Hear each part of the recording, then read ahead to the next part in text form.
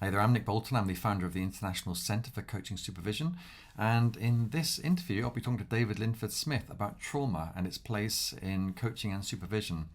David is an expert on trauma. He's a psychotherapist, a coach, a supervisor, and works with trauma in multiple different ways. And I wanted to get on a call with him and explore, what do we mean by trauma? What's its place in coaching? What is the line between coaching and therapy when somebody starts to move into the wrong form of work, if indeed we can say that's the case at all? And what is the role of supervision? So through this conversation, we're not looking at how to work with trauma or how to work with a traumatized client, but rather what is the place of trauma for a coach to be aware of, and where is the line that we need to tread carefully around, and then how, as a supervisor, might we work with a coach who is struggling in that field in some way, or perhaps even unconsciously and unknowingly blundering into that area of work, which can also happen. So we talk about a lot of themes. I hope you appreciate it. It's you'll see it's a completely different time of day.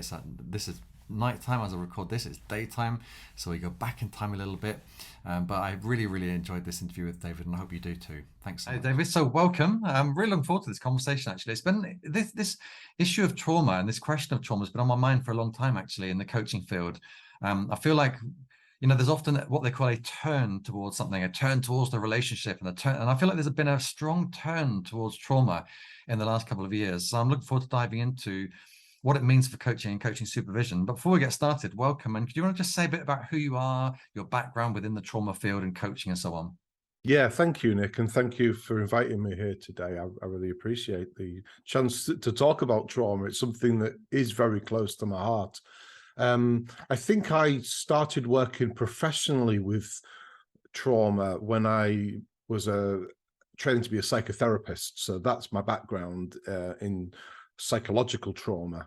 But I've also worked as a search and rescue worker with trauma in a broader sense, working in earthquakes and all kinds of man-made and natural disasters. So trained a lot in the field of trauma and how that affects search and rescue workers. So it was already in my radar. How does secondary trauma, vicarious trauma, affect people who are working with people who are traumatized? So my background is in television. I'm a film editor by trade, although I haven't been a film editor for about 2 years now, so I should probably stop saying that. But yeah, I trained as a psychotherapist. Transactional analysis is my primary modality. And I work as a coach. So primarily executive coaching. So I work with leaders and managers in the NHS and in broadcasting. I also work with entrepreneurs and business owners. I really love working with small business owners who are battling to get their kind of visions, their products into this big space, and I love working with that. It's really exciting. I decided to actually train as a supervisor, which I did at the ICCS. It felt a logical step for me in my development, and really benefited from that.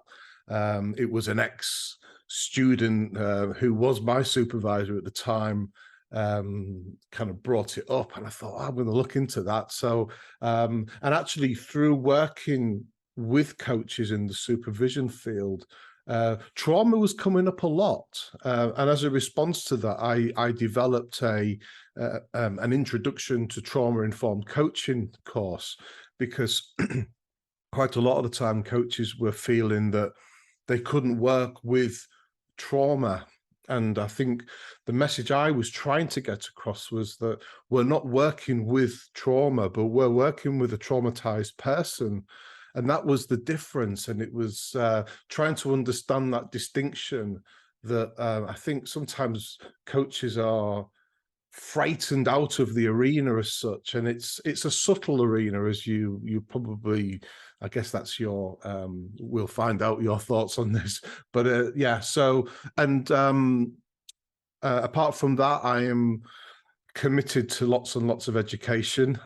So I'm now training as a clinical supervisor in psychotherapy field, and I am researching at the moment some ideas for research study projects into psychological trauma, specifically around church-based sexual abuse. So yeah, my interest is quite wide, really. Yeah, very interesting. Thank you so much. That gives us a really great context for why you're here, which is excellent. Thank you. So before we kind of dive into the specifics, like what is trauma and all that kind of stuff, and I want to kind of get a sense of what you think trauma is. And it's interesting you make this distinction between the traumatized person versus the trauma. I like that distinction. Before we do that, though, I'm kind of curious about your overall sense of what's happening with the place of trauma in coaching. So when I started as a coach 20 odd years ago, it just wouldn't have been thought of as a topic that would come up in coaching, or you'd kind of put the brakes on as soon as you heard, even thought about trauma, be like, oh, this isn't coaching. That was how it was all that time ago. And in the last couple of years, I've noticed it's taken on a real centrality within the coaching space. And I'm kind of curious about your own overall opinion about that kind of journey of trauma through coaching at the moment. And I think it is quite controversial, and so, but I'm happy to step into that arena and give my opinion. I see two types of trauma approaches in coaching. I see trauma-informed coaches, and many of those are people that I deal with, I chat with, the peers, the supervisees, and I see people who a bit of a divisive word, but claim to be trauma coaches, and they treat trauma. That worries me. That worries me. And it's not that trauma should only be looked at by psychotherapists, psychologists, and psychiatrists, because I think it's not as cut and dry as that. But it does worry me that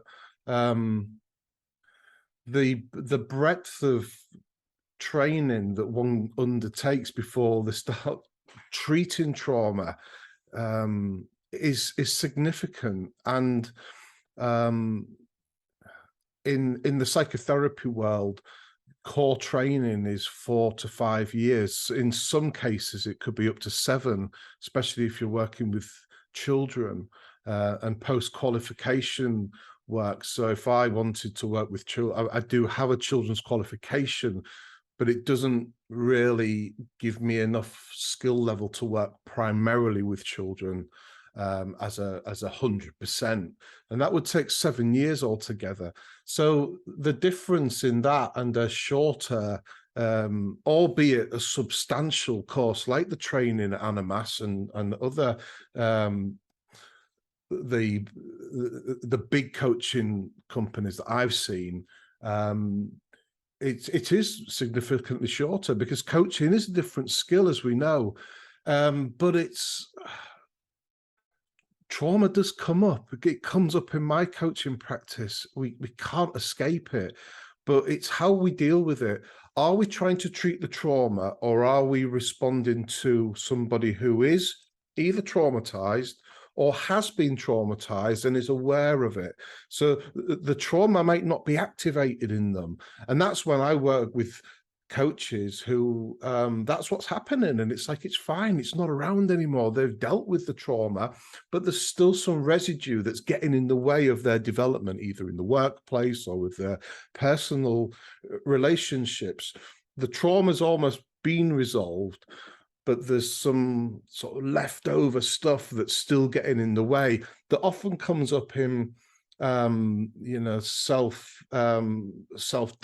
and self-limiting beliefs, which is the realm of coaching, which is where people can make really positive change. So yeah, it's I don't want to be the person that says you can't do something, because that's not what it's about. But it's, I think, straddling both worlds gives me that insight.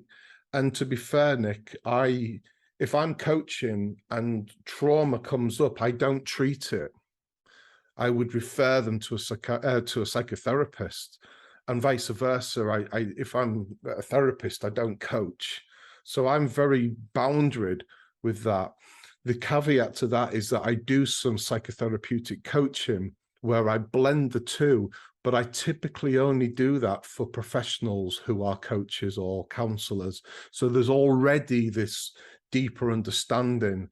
Working with someone off the street who's just walked in and has trauma or needs a coach is a very different thing, I think. So Yeah. I hope that kind of shows where I am. I don't want to sound disrespectful to the people who are like, I'm a trauma coach, I deal with trauma, you know. But again, I've spoken to people like that, and they're not in supervision, you know, and I just think I would want you to be in supervision if you were going to work with trauma. Yeah, yeah. Maybe if I can kind of plot out the landscape of my curiosity here, and then we can also dive off wherever we go. But I'd love to kind of first of all explore, what do we mean by trauma? Let's just kind of get the definition for us, at least, where we want it to be. And then, is there a line that coaches have to be careful of crossing? And if so, how do they know where that line is? And then thirdly, for this particular context of supervision, it's like, how as a supervisor would you work with that? That's kind of my overall journey. But before we go into that first question, what is trauma? I was really taken by something you said about working with a traumatized person versus working with the trauma. Could you just say a bit more about that? Well, I think certainly my experience in the coaching realm is that I've worked with a business owner who were talking about how they maybe price a product and working through that sort of thing. And then there's a reveal of why there's an issue around money and pricing. And that could be, certainly in one case that I worked with, was about childhood trauma. And I'm mindful, even in this arena, not to go into details, because although I have permission to use this person as a case study, which I do in my course, the people who are listening might be triggered. And I know people don't necessarily like that word or the different words, but I'm also mindful of the effects of our conversation that might have on other people. So so what happened was this client disclosed traumatic events and the difference between PTSD and complex PTSD. This was a recurring traumatic experience for them that they were dealing with, but it was coming up in coaching. And so then how do I handle that? There's a human being sitting in front of me who's trying to get their business off the ground, and they're struggling with that. And this one aspect of it is associated with trauma.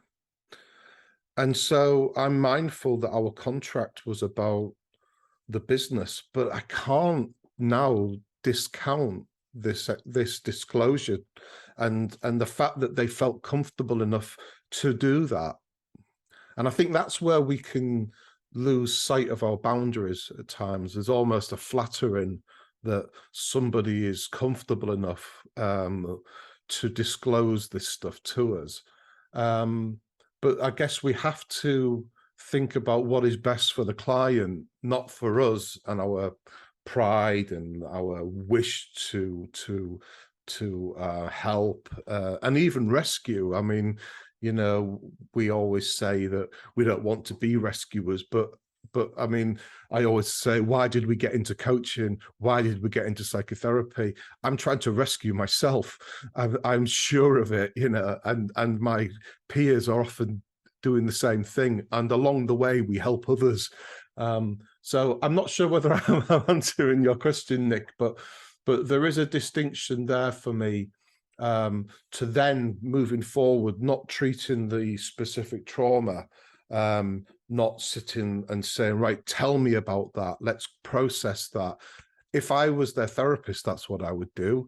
And we would be looking at all the associated things around that. So the psychopathology of what's going on for them. There may be personality disorders, there may be addiction problems, there may be sexual, relational issues as well. So as a therapist, I feel like I've got the skills and the knowledge and the support to tackle all of that. As a coach, I don't think that's my job to do that, but my job to support them in the best way that I can, knowing that they are still responding to trauma possibly. And so my trauma-informed approach, so I can still be effective as a coach, but not, I mean, we talk about re-traumatizing. We can try our best. We have no control over whether they're re-traumatized or not. So we can do everything right, but they may be re-traumatized. And then it's about, do we have the skills and understanding to support them and possibly protect them in that as well? Yeah. I want to hold on to that and come back to it later. I'm determined to get to my first question now, because I realize I've jumped straight into the deep end with you, and I want to explore what is trauma, but I also want to hang on to that question of how does a coach get to that place of being sensitive to the presence of trauma, yet not drawn into working directly with it. So let's hold on to that question. But for now, let's start with, what is trauma? Yeah. let's get clear on that. And, you know, trauma, I've been in workshops and my core training where they've talked about big T trauma, little T trauma. My current principal supervisor, and I have 4 supervisors because of the caseload that I have, and one of those is a coaching supervisor. My supervisor, who also helped me, she supervised my course creation, because I wanted it to be right. I wanted it to not just be my opinion, but is it kind of okay? She said to me, you know, trauma is trauma is trauma. There's no big T, little t. And that can be hard for people to get their heads around. I often see it from the other side. So I see people either in coaching or in psychotherapy where they say, well, this happened to me, but it's not as bad as this. It's not like I was this, or and it's a real discount of their experience. So I don't like to put it on a scale. I think anything that affects you emotionally in a disruptive way, where there is no return to homeostasis, is trauma that kind of hangs over.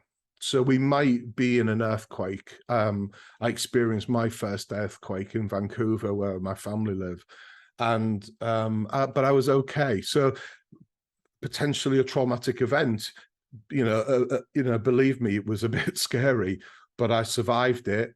Nothing happened, certainly to us. We did everything that we were meant to do, but it didn't hang over on me. So it was a traumatic incident, but I wasn't traumatized by it. The difference might be my own experience was very significant trauma as a child for a long period, a sustained period of time, which is why I ended up as a psychotherapist. Often the case, not always. Am I recovered from that trauma? Probably. I still get triggered by it. I have to be aware of countertransference when I'm working with anybody. So my core training has been really important. And I know that when I did my supervision training with the ICCS, we looked at transference and countertransference. And the more you learn about it, because it's a really complex thing until you get it. And so it was actually after years of training, it was in some of the ICCS trainings where I was like, that's countertransference. I get it now. I got it like internally. And it's those moments, and that's why continued training is so important. So yeah, that's kind of where I am with that, really. Yeah. So if I can just sort of for my own clarity here, it sounds like trauma is anything emotionally disturbing that stays with you in a nutshell, in some way stays with you. Is that right? It's sustained in some way.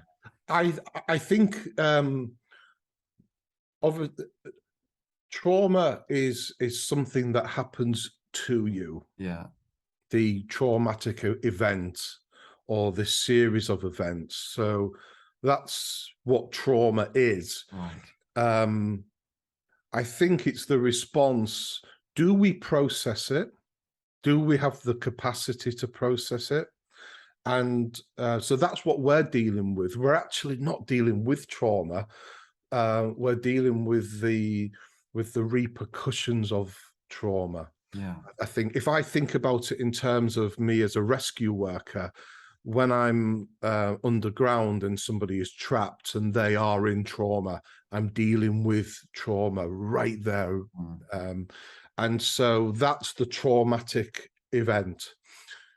If they process that in such a way as it doesn't leave any psychological, emotional scarring, the traumatic event happened, but they can look back at it and go, wow, that was horrible. That was a close scrape, or that was really horrible. And, you know, but what happens is that when it's not processed for whatever reason, it stays with you. And so when you are in this present moment and you are transported back there, you're reliving that trauma as if it was there, right here, right now. And so that's the trauma that we need to treat, because I mean, essentially that's a horrible thing for someone to have to re-experience, and people re-experience these things on a daily basis, which is really horrible for the human. You know, when we think about the human experience and we want to be happy in our lives, or at least neutral, you know, happiness is great if we can have it. Neutrality is great. But when we're traumatized still, and we might go through a period of time thinking that everything's okay. You know, I always remember saying to people, my dad died when I was 3. I don't think it's really affected me. I think it's fine. You know, years later, I'm in psychotherapy. My world is crashing down on me, and I realized the impact that had on me. And then, so yeah, these things are like almost like a ticking time bomb, really. And they can come out, especially when we start asking questions in coaching that are really innocent questions, and then, gosh, that's it. You've hit something that they didn't realize was going to be there. You didn't realize was going to be there. And we're back in whatever that trauma was. So if it sounds to me as I hear that it's a largely universal experience. It's hard to imagine how a child gets through life, like childhood life, so to speak, without having some trauma, even if it's an imaginary, as Lacan might call it, like it's an interpretation of something that turns into a trauma, for instance. Would that still be a trauma if it was like an interpretation? I think you're right. It's universal across humans, and I think it's universal across probably most of the species. I'm a practicing Buddhist, and one of the principles is that sentient beings have feelings. So we know that animals are capable of experiencing trauma in a similar way to us, that they don't want to be in that discomfort. It's not something that they just accept. They actively try to support each other. We see this in animals when they look after each other. So I believe that it's in terms of survival, in terms of the human species, the trauma response is a normal response to an abnormal situation, and we're built to have that response to keep us safe, to protect us, and so in terms of as a fairly new parent, my daughter is 3. I'm watching her develop, and watching her make mistakes, and having mini traumas, I guess.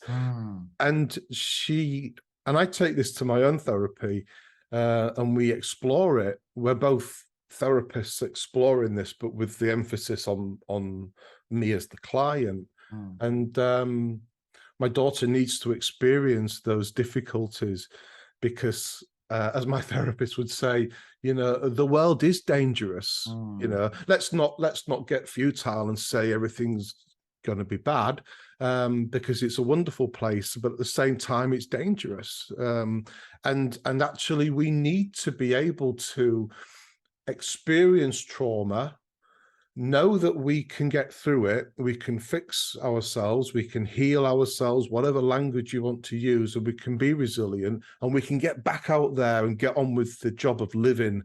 So yeah, you're right. This it's not that we want to avoid these things, but it's about how we deal with them. Mm. My trauma was something that was done to me. I had no control over it. Different types of trauma, situational trauma, where people might experience an incident, but as part of a crowd watching something happen, is still trauma, but trauma different again. A shared trauma is different again to an individual's trauma. So yeah, it's just not as simple as saying No, trauma, is it? yeah. Yeah. Um, What's making me think, though, David, is that if it is a almost universal condition, almost like the act of being human is to be traumatized to some yeah. degree, especially through childhood when you are so out of control, let's say, Mm. then almost invariably coaching clients will have suffered some kind of trauma. So then I'm thinking, well, how does a coach navigate that? Because Yeah.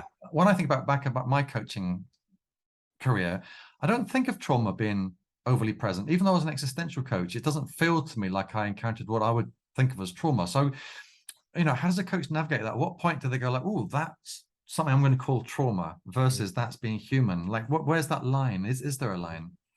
Well, I think the distinction, of I think we're always human. We're always in that experience of and we don't always contemplate it until we're maybe asked the powerful coaching question.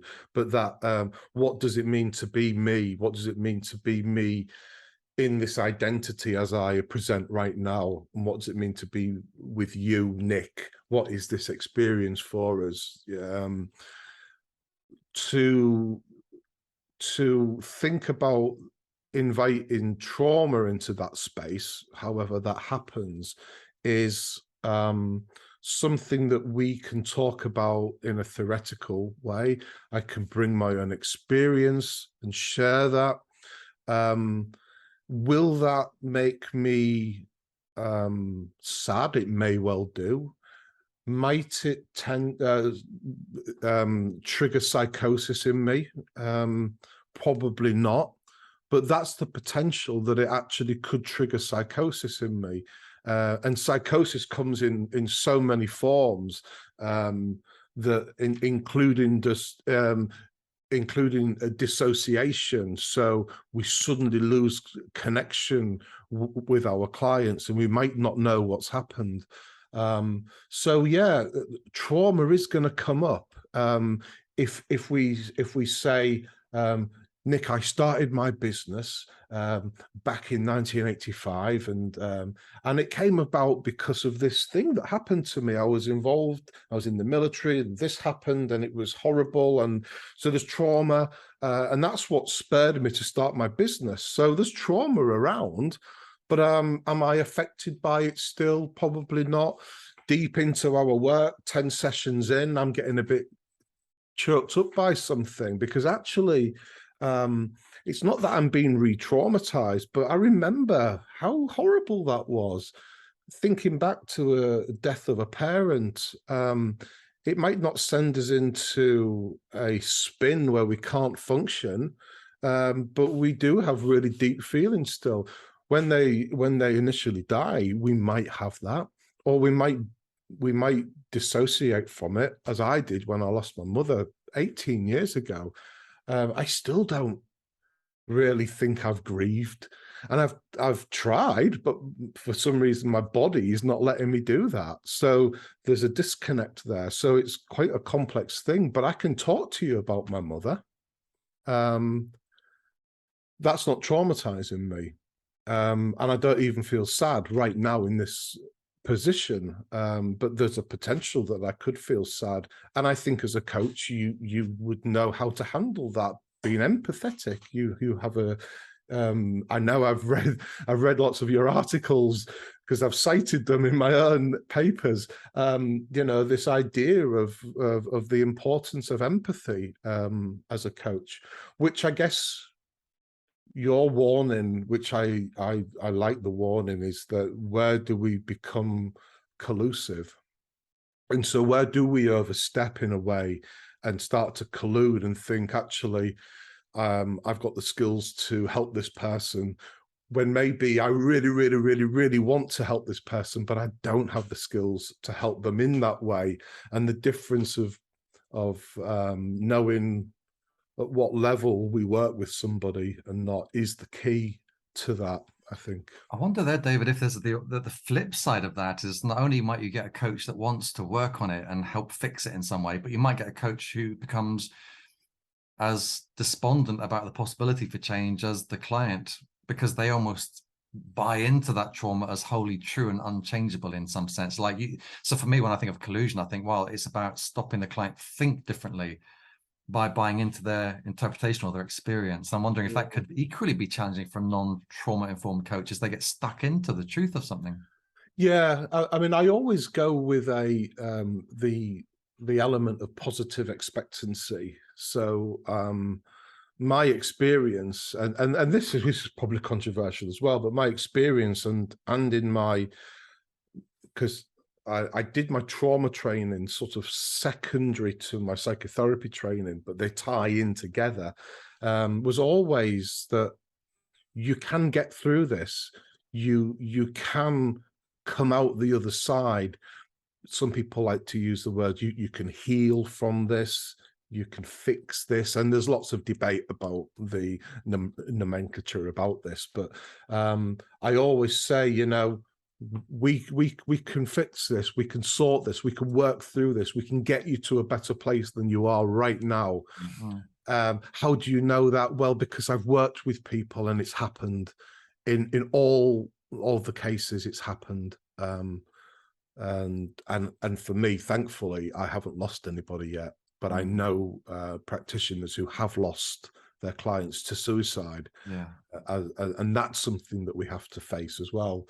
And that's not, somebody might be fully functioning as an executive and also be suicidal at the same time. It's not only people who turn up despondent and they look depressed, they look suicidal. It doesn't work like that. So we have to be mindful of that as well. So yeah, I'm not quite sure whether I've fully answered that. I know there was another bit, but I don't think it was really an answer needed. Don't worry. I was just reflecting on what would be problematic about a coach, and so on. And you mentioned the idea of collusion. So I was just thinking about, well, you could collude to fix, but you could also collude to keep stuck in some way because you're not trauma informed. Yeah, no, but and I think that is right, especially if you've experienced trauma as the practitioner. In the games that Eric Byrne talked about in TA, we one of the collusive games that practitioners have is Ain't It Awful? Ain't it all? That's terrible, isn't it? And we can, when I work with people who are really depressed and traumatized, in some ways there is this sort of element of feeling really comfortable in the uncomfortability. And it's really difficult for them to get their heads around. And even when they know it, it's like, here feels like this is horrible. Nothing's happening for me. Over here, there's a potential of a wonderful life. I don't want to move away from this. Why is that? Why don't I want to be over there in the sunshine? Why do I want to? I don't understand that. And so even when they have that kind of insight, or that starting to have that awakening of awareness, yeah, that they're very much in there. They want to stay there. Right. So yeah, how do we? So sometimes how I do it as a relational therapist and as a relational coach, and I use a two-person approach for this, is I get in there with them. I get in there with them, and I I try to understand their experience at that real deep level. Um, Right. When you say get in there with them, you mean kind of like really surface the stuff? yeah, my supervisor who supervises my supervision clinically, he talked about and he's a relational transactional analyst with an existentialist sort of spin on it. And he talked about is that we join them in their mind and we navigate with them how to come out of whatever is happening for them. I was working with someone earlier this week, and I likened it to them being in a well, and it's real simple simple metaphors, but it's like I'm going to climb down there with you. I'm going to go down there with you. And I feel okay about that because I've climbed down before and I've got out. So I know that there is a way out. And so I feel comfortable to get in there with you.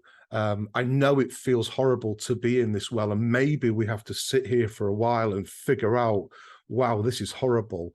How are we going to get out? Because actually I know how to get out, but that might not be right for you. So we have to figure out a way, but you start to trust me that I understand your experience. And if I don't, I'm going to ask you, I'm going to really try and figure out what's going on for you. And then we will get out of this well. And I might hang around at the top with you for a bit to make sure that everything's okay. And then I might go away. And I know that if you fall in again, you might just be able to say, Dave, come and help me out again. Or you might say, I know how to get out. Yeah. And the more times we do that, again, it's like watching my daughter fall over, pick herself back up again, fall over, pick herself back up again. And we learn how to walk through life, navigating these traumas. And then something really big will come along and knock us off our feet. I worked with a load of people in their 50s, and all of a sudden everyone's parents were starting to go into residential care, and you can see the pattern. It's like, right, we're getting to this part of life where this is happening now. And so yeah, that's kind of how I do it now. I know a lot of my examples are around psychotherapy, but in the same way, when I work with a coachee or a coach as a supervisor, I still want to get in there with them. It might not be a well, but it's wherever they are, I want to get in there with them, because that's the way I feel that I can be the most productive as a human. So that's really interesting. So let's use this as an opportunity to kind of think about that difference then. So if it's not a well, what is it that's appropriate for coaching? And when does a coach start to go into the well rather than the thing they could go into? Like, what's that difference that makes coaching, and how do you start to notice that? Well, I think it's probably more likely their analogy. So I give an analogy to somebody that hasn't got the energy to bring their own. So my client sits there despondent, whereas actually my coaching client or my supervisee can say, this is where I am, and they will describe that, and I get into whatever they describe. I don't say, oh, that feels like a well, is that right? They have the skills to be able to describe that maybe my despondent client can't. So I let them guide me. And then I guess as a rescue worker, and this is really significant, is do we go in? Do we go in or not? Right. Is there a gas leak? No, we need fire service. Is the building collapsing? Yes. Well, we can go in. We can do that. Is there fire in there? We can't do that. We need the fire brigade. So we know what we can do, and we know who else we need to work alongside with in order to do that. It might be that we need to be helicoptered onto the top of a roof so we can then abseil into halfway down. So we have to say, yeah, I don't have a helicopter. I can't do that. So I'm going to get the RAF to, or whichever country we might be in. Have you got a helicopter? And it might be not even military, but someone who says, yeah, I've got it. I can help you. And so it's knowing what skill level we have and what we might need to lean in with other people. So, David, this brings us to supervision in a sense, because what if a coach thinks they've got an umbrella? I was going to say, I don't know what's an umbrella, but if they think they've got a helicopter, but actually all they've got is a hang glider, but they're like, no, it's definitely a helicopter. That's where supervision starts to become useful, I feel, where a coach thinks they can do something they can't. And how do you, as a supervisor, A, do you experience that much? And B, how do you start to work with that? Yeah, and I think it's really important. I did it's important that we do this empathetically and in a non-shaming way. And I've probably been guilty of being quite kind of like, oh, we shouldn't do that, and probably, you know, kind of annoying a supervisee. And I understand why they might be annoyed. We make mistakes, we're humans, you know. But I think in an ideal world, I went to a workshop by the ethics committee of the International TA Association, the ITAA, and they had this idea. It was feedback, being more adult rather than parent. And I thought, I really like the idea of that. How do we deliver feedback in a way that's not criticizing, shaming? And I thought, wow, this is what we do in supervision, or we aspire to do in supervision, is that we're not trying to make our supervisees feel bad. We kind of almost want them to come to their own conclusion, very much in a coaching style.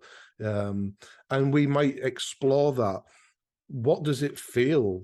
Because I'm really into the feeling aspect of it. What does it feel to be with this person, and the sense that you might not be able to help them? What is that like for you? And then suddenly they're starting to understand, yeah, I feel frustrated. And then we're looking at countertransference. What is your countertransference? Do you realize that that's countertransference? Is it about you, or is it about the client? And it's like, yeah, it's about me. And I say, it's not bad that it's about you. I have it all the time. I work with people who talk about when their fathers were violent towards them as a child. And I feel so sad for them. And I feel, and then I realize, wow, there's countertransference, because I'm thinking, gosh, what if that was happening to my daughter? So I'm thinking, gosh, is it about me? Is it about her? Is it about my client? And I think, well, yes, it's all three. But so long as I'm aware of it, I can work with that. If I wasn't aware of it, it would probably just be about me, and I'd miss the client. So I always say to my supervisees that it's okay to have all of those feels, and this is the place where we can talk about it, where I'm not going to say, oh, you shouldn't do that, because I've probably done it myself. And I'll tell you, I'll say, you know, I'm a real one for disclosure at an appropriate time. It's like, I've done that. And I know I felt really rubbish about it. So, but you know what? My supervisor told me not to beat myself up about it. So I'm telling you, please don't beat yourself up about it. But I need to beat myself up about it. Okay, well, maybe that's what you need to do then, because I don't want to discount and tell you not to do that. You know, I was working with someone who kept apologizing. Oh, I'm really sorry. And I said, you don't have to say you're sorry. And she said to me, I have to say I'm sorry. And I had to make a decision. Do I challenge that, or do I just accept that that's what they want right now? And so this open, honest dialogue about what's right for you. And they might say, what do you think? And then I'll tell them. But I'm going to do it in an increasingly improved way of doing it. And what I mean by that is that I think sometimes I might not get it right. I might not be sophisticated enough in my language or my delivery.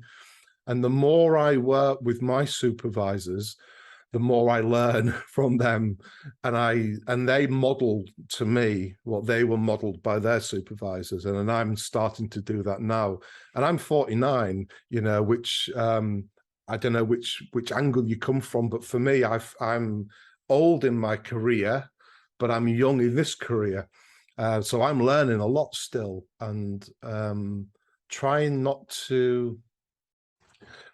I guess what we have to do is when we sign up as a supervisor, we have to be able to challenge, because if there's something not ethically right, we have to be able to challenge it. And that's why it's so important that people have regular supervision. That might be monthly, because you build up a relationship. So when these awkward things come up, you have a relationship already. And that's vitally important. So then we can say, I'm not sure I would do it like that. This is my experience. What does this sound like to you? And then they don't feel like I'm criticizing them. Does that make sense, It Nick? makes I'm a sure lot of that's what sense. you do, because I know I've heard the way that you talk about supervision. Yeah, you're absolutely right, David. And like you, I've been through that journey of, when you were talking about being critical, let's say, um, to somebody and shaming them. I can remember doing that, not deliberately, clearly, but as a young, enthusiastic supervisor, you feel like now it's my chance to be ethical and hold the ethical kind of flag, Yeah. And it's not good. I mean, the impact of creating a them and us, or a sort of like an opposition and a shaming place, or even though you're not doing it deliberately, it's very easy to do. And so I think it's really beautiful that you picked up this idea that what you might think of as the ultimate normative aim can be done from a different perspective, from a restorative aim or a formative aim. Like, for instance, even helping them see that there's a rescuer coming out in them might be a formative conversation versus going straight to the normative. So I think it's really nice to kind of think about that. Is there ever a point where you feel like, I realize you're young in your supervision career, so to speak, but is there ever a point where you can imagine yourself being like, blimey, I've really got to lay down the line for my own sense of self here? Mm. Yeah, what was coming up for me there was the idea of collusion again, because we can collude easily, and we need to be aware of the system that we're working in. So in the supervision model, the seven-eyed model, the system, I think, is really important for this. So then we don't get drawn into any socio-political, cultural system that is triggering something in us, and then we overlook something. Or I know one of the essays I wrote for the diploma was about collusion in supervision, and what you've just reminded me of it then was because I took the OK Corral from TA, the I'm okay, you're okay, to a different way of looking at it. Is we're okay, they're not okay. And that's where we get this collusion, don't we? And that could be with on a professional level with supervisee and the coach, or it could be in the wider systemic aspect of it. Again, awareness is really important in this. I have it's not normally the people, to answer your question finally, is normally the people that I work with would ask me, they would say, what do you think about this? Because it's almost like, and I do believe that it's so important that people are trained well in the first place, because then they come and they say there's something not right. I don't know what it is, it feels wrong. And that is enough for them to seek advice, help, support. And we can do that either by teaching, telling, working with them in a coaching way in supervision, mentoring people in supervision. And I think it's just that good training, foundational training is and saying this is what's going to come up in your career. Be prepared for it. And it's okay. And I think, like anything, I as a clinical supervisor, well, no, as a psychotherapist, I have an executor. I have a professional executor. So if anything happens to me, they get the list of everybody that I work with, and that's people I coach, I supervise, and you'll get the message from them, probably by telephone, that something's happened to Dave. And when we were looking at that, we were talking about how when we're working with people who are in supervision with us, certainly in the clinical world, we need to know which professional organization they're in. So if something is happening that actually we know is wrong, it might be that they're in a relationship with their client that is against all ethical guidelines, and they're refusing to do anything about it, we might have to approach them. And that made me think, wow, gosh, yeah, what would we do in that? And I think, like most things with like confidentiality and the limitations of confidentiality, we would say that to them. You follow EMCC guidelines that talks about dual relationships and personal relationships and power. You signed up to that, yet you're in this relationship with this person. How do you think you might resolve that? I'm not going to. I love them. Right. Well, do you think that you could still practice, or do you need to tell somebody about that? Because if we look at the guidelines, it's suggesting that that's not possible to do that. It's not right. And that might mean that they wouldn't want you to be a member of their organization. There may be an organization that's cool with that, but there might not be. So let's have a conversation about it. But I want to make you aware that actually my personal guidance says that if you don't do that, I might have to go and tell them. I don't want to have to do that to you. I've liked working with you. I really like working with you, but I might have to carry out my duty of care to your client and to you and do this. And that's the start of a dialogue, isn't it? Yeah. That gives Takes us a lot of options courage, but it's a dialogue. Yes, you're Oh, right. it's going to be hard, isn't it? But I guess as a supervisor, the training that we get this stuff thrown at us, and so we have to.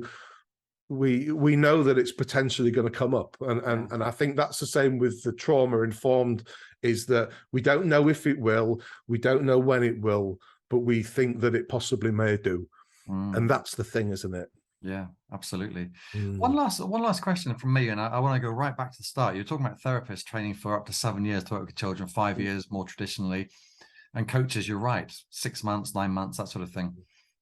There's only so many skills to learn, right, within any kind of talking profession. So, and I know what I think my answer is, but I'm kind of curious what it is for you. What do those 5 years do that the 9 months doesn't, or the 7 years do that the 9 months? Because I feel that's quite an important distinction. But what is that for you? Yeah, I mean, I think a lot of it is it's what goes alongside that. So let's just say my 5 years. So that was 4 years of my core TA training with a year out to do a child therapy course and a couples counseling course. So over that 5 years, in that 5 years, it's for me to go to the organization that I'm a member of, I have to be in psychotherapy. I have to be in supervision at a ratio of 6:1. So for every 6 hours of client work, I have 1 hour of supervision. And as you build your practice, like I have about 6 hours of supervision per month, for different reasons, because I've got different things that I'm doing.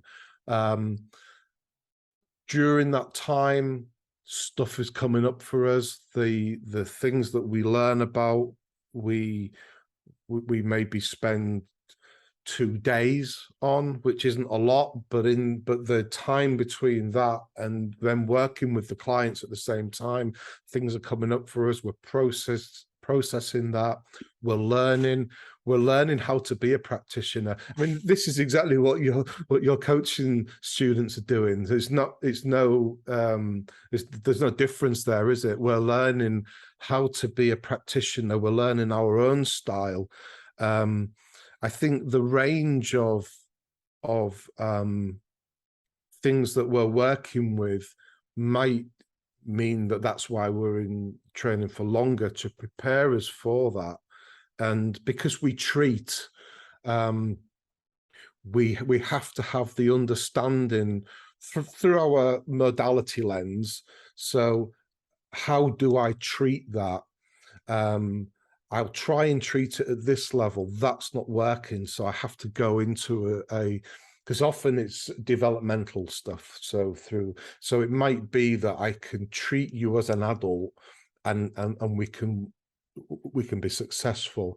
I might need to go back to those very early 7 years, the first 7 years, and work within that. But then also understanding that it's not shifting. So I need to go back into the 0 to 3 months and work at that level, which is a real, we have to understand, and it's not some thing that no one, that you need that training, but what we need to understand is that when we're working with that very early non-verbal 3 months, we can't work in a verbal way. We need to work in a felt way. We need to work in a somatic way. What's going on in the body? Because when we were young, when we were a child, we couldn't say, "Oh, Mum, this is what's happening for me." So we have to be able to understand that at that level and work with it at that level. And I think that's the difference. Is just that we're looking very much at working in the past in a way. I always like to work in the present, and I anchor myself in the present, but I have to go into the past. And I like to think of it as like, the parent, adult, child ego state kind of model on a line. So it's moving and it's in parent, adult, child in the present right now. Which ego state am I in? And then what's going on for me in the past right now, and where is that, and which ego state am I in there, and trying to match the two up and go and meet them in that space. And we can do that in coaching. We can look at the past, but it's very much our question is about the present.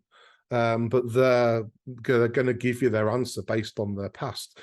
So there's no way that traumatic events can't show up now. They will. Yeah. So we've come full circle, haven't we? How it is going to show up. Exactly right. That's why I was kind of curious about that question, because what struck me was there's something about the duration of training that's not just about skills you learn about, but your own self-maturity as a practitioner, not even in terms of competence, but in terms of your presence and your ability to work with stuff that's going to be difficult.